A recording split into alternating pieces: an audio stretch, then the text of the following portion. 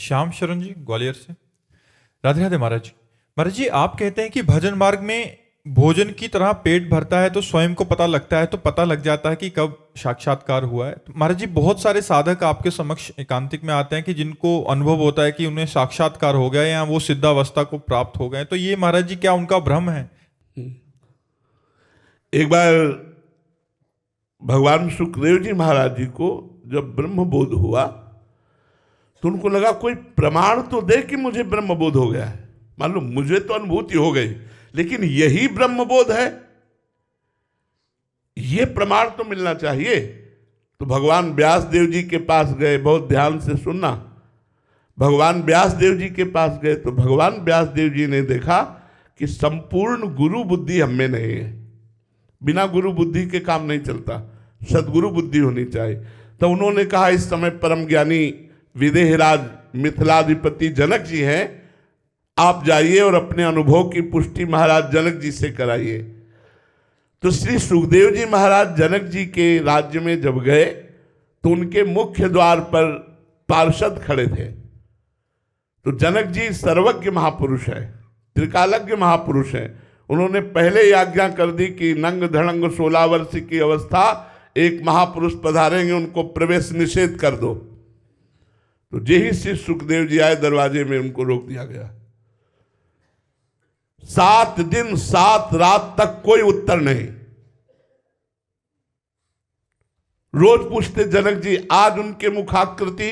बोले भगवान जैसे पहले दिन आए थे वैसे ही प्रसन्न मुद्रा में है।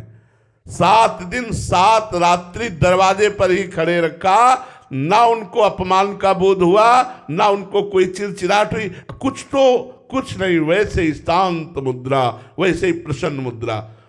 7वें दिन का जाओ महलों में ले जाओ।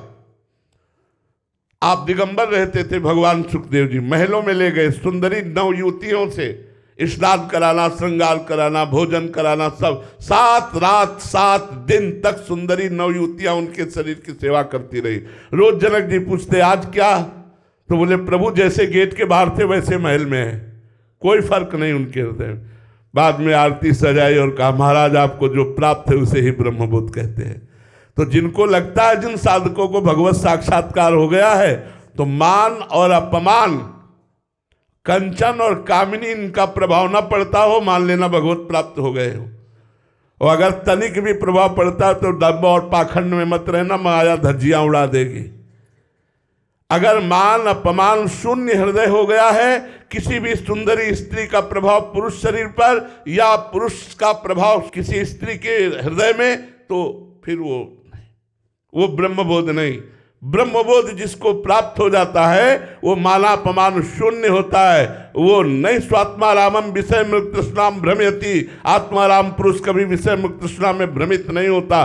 बिना गुरु शरण हुए, बिना साधना किए ऐसे थोड़ी बात बोध हो जाता है, ऐसे भगवत साक्षात्कार। एक आए थे महाराज जी, कह रहे थे कि कोई मान नहीं रहा महाराज जी मेरे को भगवत प्राप्ति हो गई। अब बताओ, जिसे भगवत प्राप्ति हो गई वो दूसरों से क्यों मनाना चाहेगा भगवत प्राप्ति हो गई? यार बताओ, अजीब प्रश्न है। ये सब पाखंड है, ये सब दंभ है।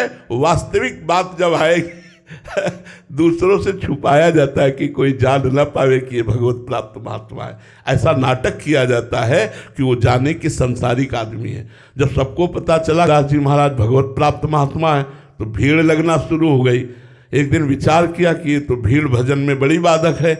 संत जन भागते हैं एकांत की तरफ और भीड़ उनके पीछे लगती है। तो उन्होंने काशी की एक वैश्या के पास गए।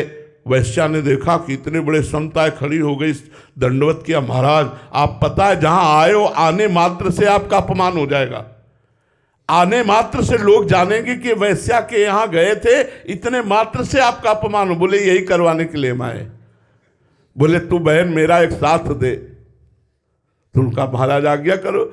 बोले काशी की गलियों में गले में हाथ डाल के घूमना है हमारे साथ।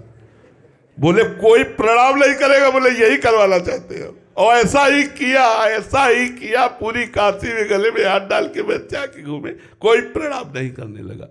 भगवान अपने अंश स्वरूप में सब रूपों में अवतरित है, लेकिन अपने स्वरूप का बोध या भगवत साक्षात्कार करने वाले ये ऐसे नहीं घूमते गली गली कि अपने को बताए कि भगवत अगर आप और कह दो भगवत साक्षात्कार वाले आप हो क्या, आपको भगवत साक्षात्कार हो गया है, तो अपनी इतनी कमियां बताएंगे कि आप दोबारा प्रणाम नहीं करोगे।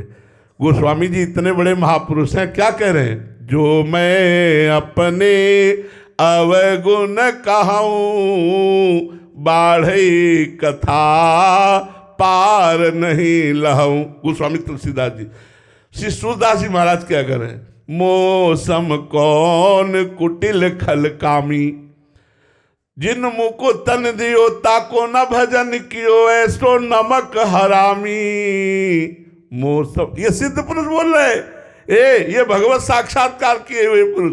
हनुमान जी विभीषण जी से क्या कह रहे, प्रात ले जो नाम हमारा, तेहि दिन ताहि न मिले आहारा, असमय अधम सखा सुनु।